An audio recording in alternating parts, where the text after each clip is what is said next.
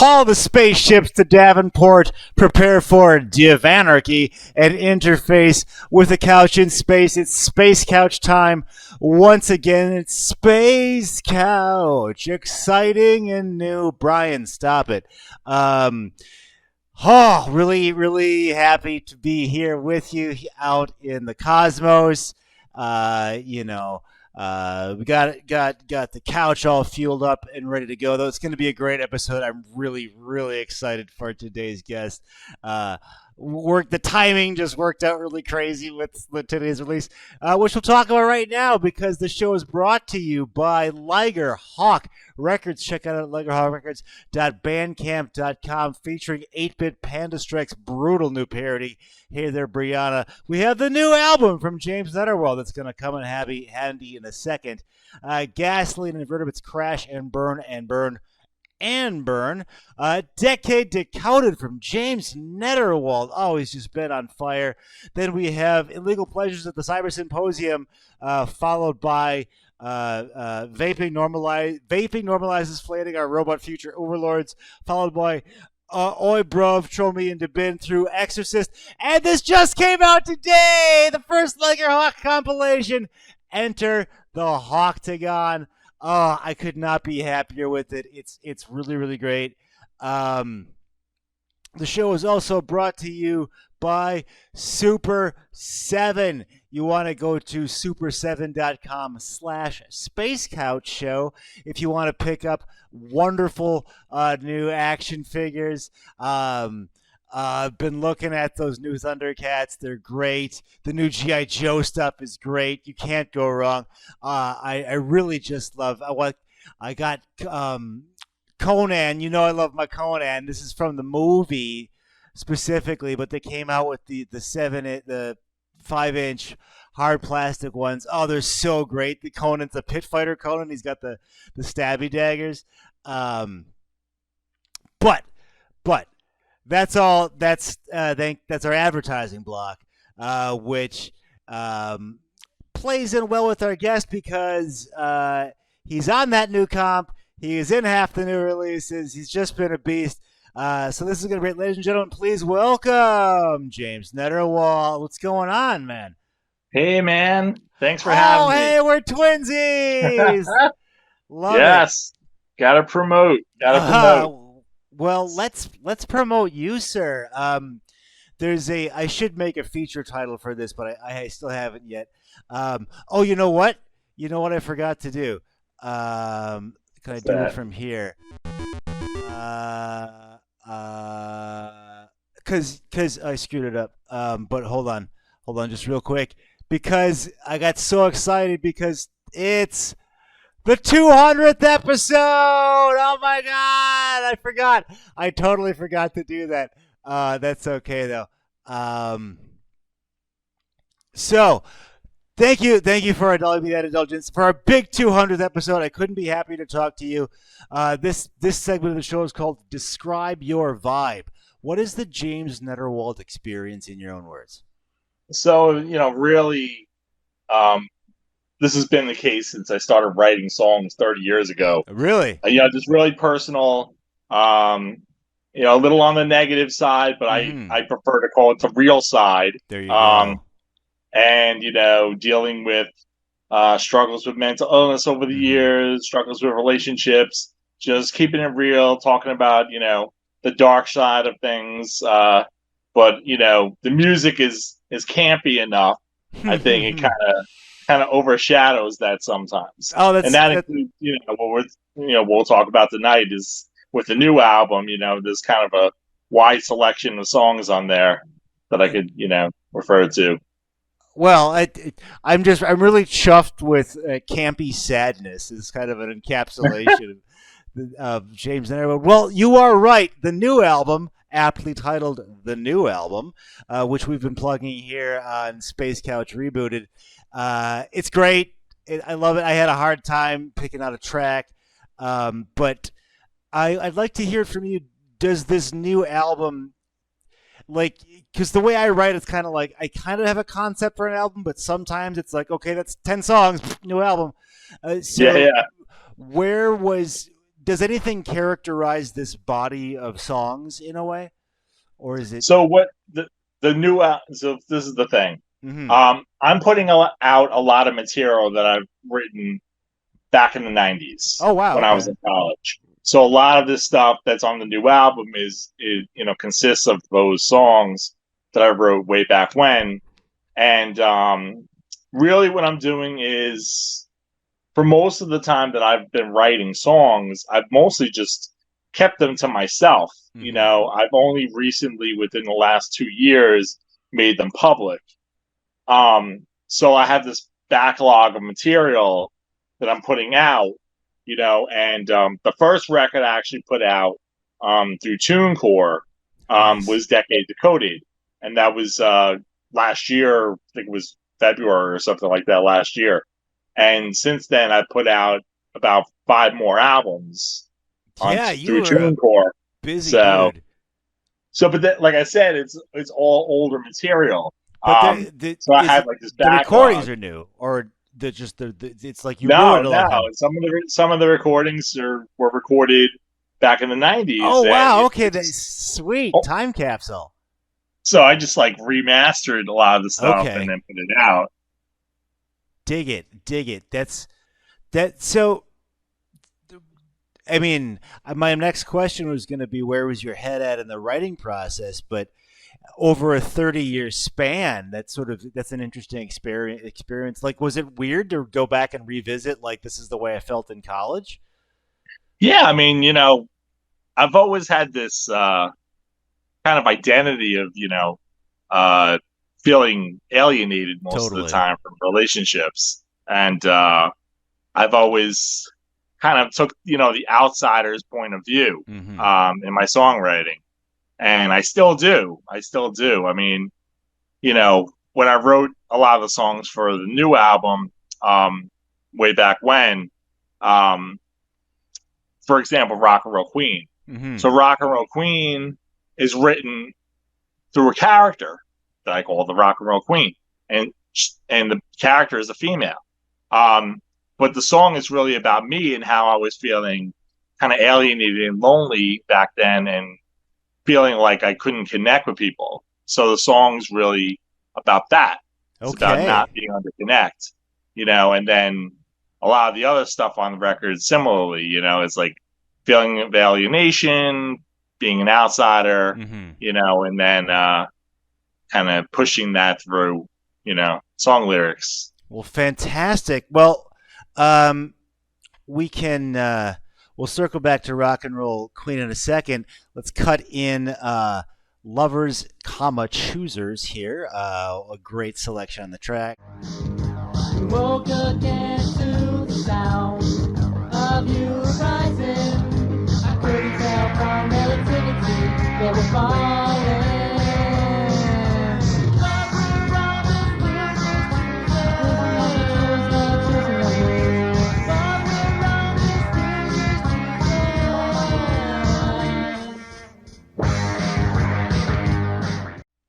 Good stuff. And so when you're writing music this sort of raw and vulnerable and personal, do you have to ever consider like, all right, this might change my relationship with somebody specific? I used to think that way. Really? Okay. Now I just don't care. It's I it's dig more it. about getting the feelings out there, Okay. and unfortunately, if it's damaging in some way, then a lot of the see, I'll backtrack a second. So a lot of times when I write about a relationship, it's after the fact. It's after the relationship has ended, Totally. um, and it's somebody who's an ex and probably somebody who has wronged me in some way. Right. So the song is kind of my way of processing that and getting to the next stage and moving on. Okay. So, uh, do you find that this process therapeutic, or does this kind of reopen the wound to you if you have to go back and? Because I struggle with that sometimes. Like this Gasoline album I put out is like really dark, and I was like, if I do this live, am I going to have to put my head back in this moment again? but it's also kind of like it had to be written at the same time. Like I couldn't not write it. Does that make sense? Yeah. No, I mean, a lot of artists, take different paths, with their writing. And I just happen to write a lot in retrospect, So something has happened. I'm still processing it. And now I want to write about it. It's kind of like that. So a lot of times, yeah, it is therapeutic for me to get those feelings out there. Cool. And well, speaking of getting out there, do you have any gigs coming up you want to plug, or do you play To live? be honest with you, I don't play out. You don't I play don't out? play Okay. live at all. Okay, because No, I saw I'm more some of a video of recording you artist. performing. I just assumed as much. I'm sorry to throw that out there. Well, that's the thing, though. Like for me, when I first, ventured out into making these songs public, I did play out a little bit. I did play open mics. I did play live a few places. Okay. I just found that audiences were very indifferent to my music, and I felt like I was actually having more connection with fans online Totally. than playing. So, well, that's what I'm sticking to now. Dig it. I dig it. Yeah, there is a weird connection you can make over the internet, like we're doing now, even through the vastness of space. Well, speaking of finding your tribe, the timing couldn't have worked out better to not only have you on the show, but release Enter the Octagon on the same day. Rock and Roll Queen will cut in right here. She can't hear anybody. She's got her walking headphones on.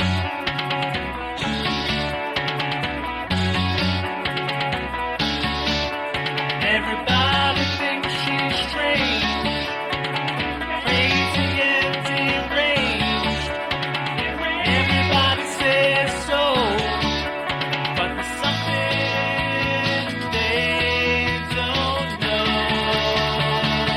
She's a rock and roll queen, the rock and roll queen you've never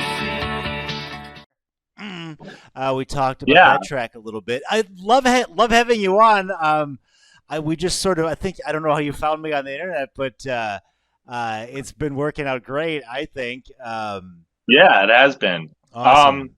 I forget how I found the record company. It might have been in something like my suggested contacts on Facebook, and I was like, ooh, and I just checked out your page, and I was like, oh, this could work, So I contacted you and said, hey, you looking for new artists, so. It couldn't have worked out better. This island of misfit toys is turning into something wonderful. So check out Enter the Octagon, like Octagon, get it?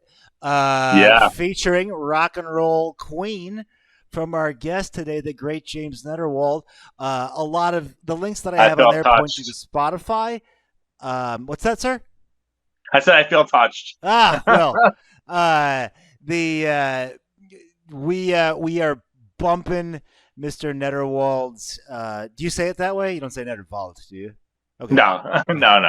Yeah, so my German major kicks in every now and then.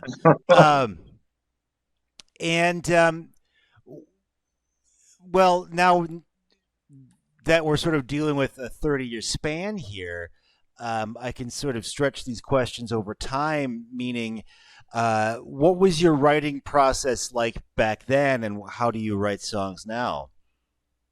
Well, a lot of times back then in the 90s, I was writing with a songwriting partner. Okay. It was more like we were a duo, He would write his songs, I would write my songs, and then we kind of put them on the same record together, and we kind of played on each other's tracks, but not really co-wrote, Gotcha. So, most of the 90s, I was doing that. And then in the late 90s, around 97, I started branching out on my own, in a sense, in that I started recording, records by myself. It's the writing process back then was if I had a good idea for a riff or Yeah. guitar riff, piano riff, that would go down on tape, and then I would try to write some lyrics to fit that. Sometimes that worked, sometimes that didn't. Mm-hmm. But I would say fast forward nowadays, I'm definitely lyric focused Okay. first. It's lyrics first. Cool. Because I find that that's like my strength. I'm more of a lyricist than a You have some pretty musician. cutting lyrics, I gotta say. Yeah. So Yeah, so like makes that's sense. that's my wheelhouse. So. Fantastic. Well, speaking of the written word, I also saw that you're a member of a book club. Are you reading anything interesting? Yeah, I'm always reading. See that. Here's the other funny thing about me. My career was not in music. Okay.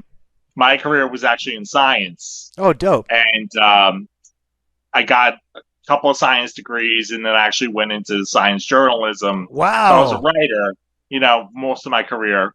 And then I became disabled by my, mental illness struggles. Okay.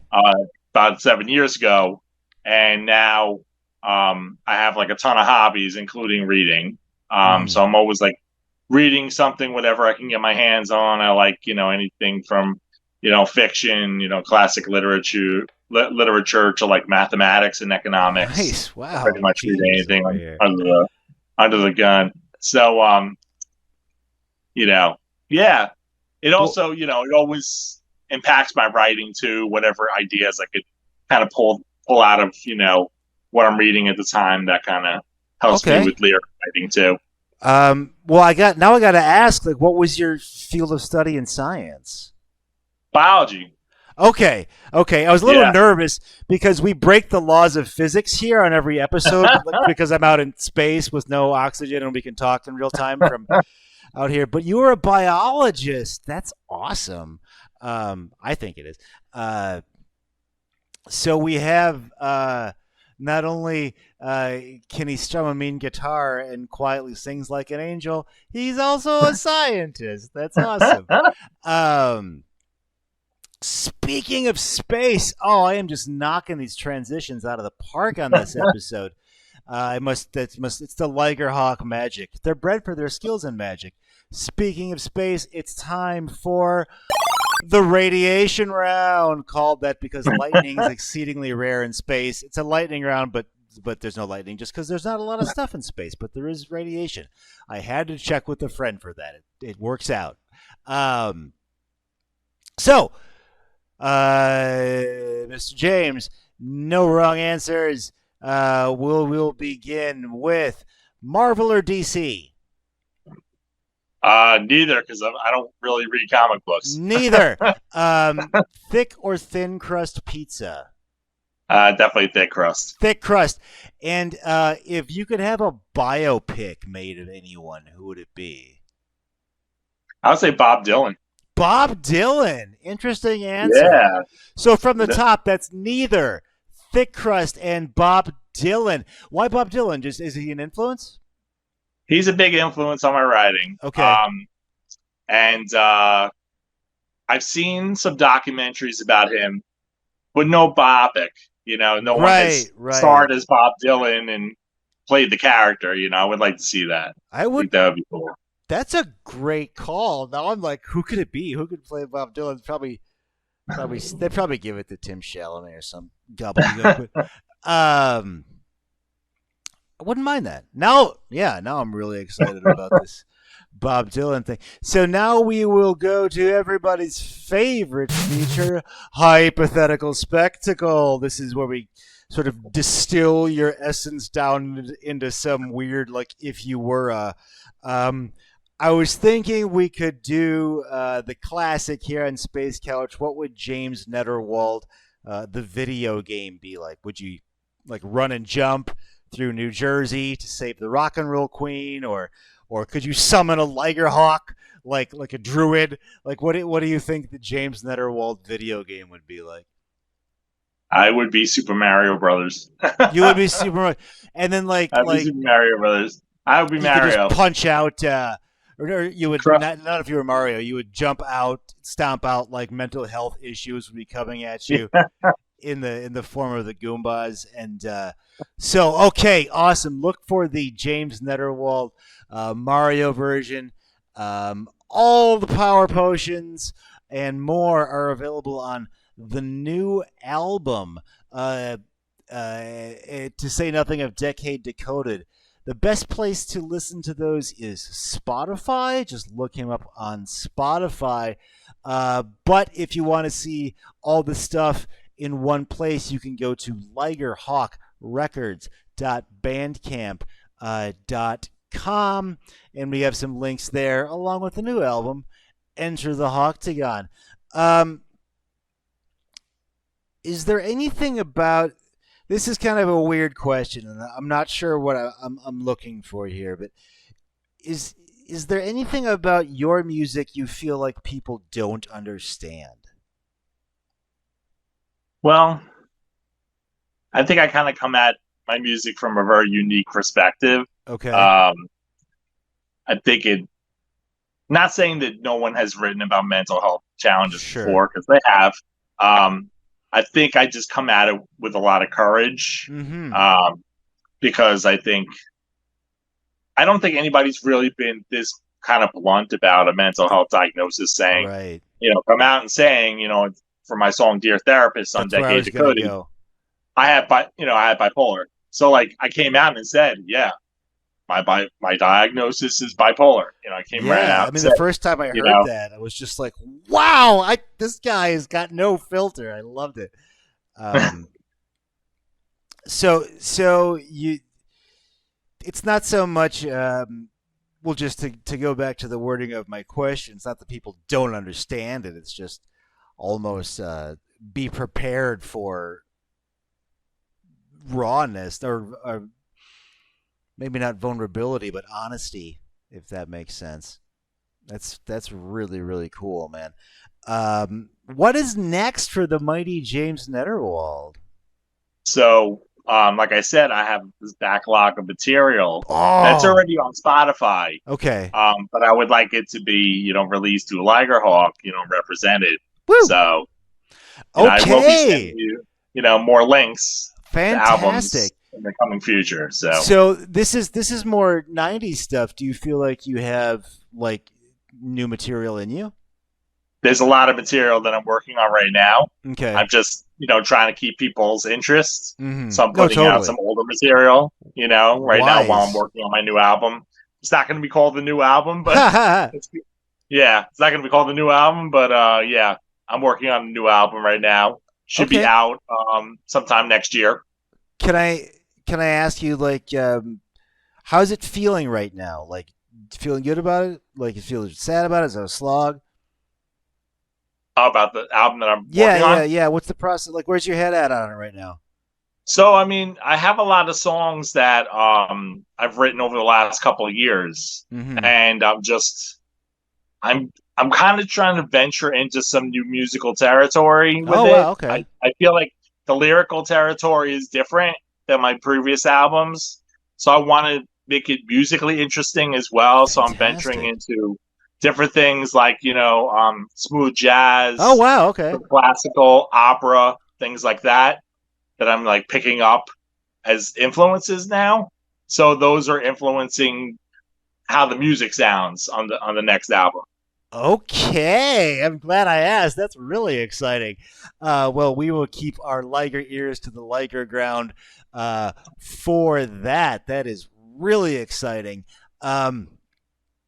Okay, so we are gonna fly this flying couch back on into the station and wrap it up shortly. But I want to let our audience know that it is homework time because Enter the Octagon released today. We did it.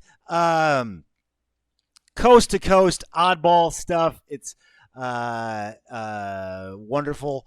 And one of the strongest tracks on there is, of course, Rock and Roll Queen. Rock and Roll Queen also available on the new album. More Gorgeous Heartache also available on Decade Decoded. James is not playing out live right now, but may have a digital offering in the future. Correct me if I'm wrong on that. And Yeah, that's right. Cool. And he's a thick crust pizza guy. We're going to look forward to that Bob Dylan biopic. And happy to have you aboard this wacky Ligerhawk ship, man. Thanks for having me, man. All Take right. care. So this is Have a us good night. out. This is Brian for Space Couch for James NETTERWALD saying, call the spaceships to Davenport, prepare for anarchy, and interface with the space. I screwed it up. Interface with a couch in space. Space couch out. Oh no! Calamity. Space couch out. There we go. Oh, hey, that was fun, man. Thank you. Thank you for your time. Yeah. I just the James sound is like this. It's guitar driven, but there's some DAW elements in there, like electronic stuff. I don't know. I just really think it's great.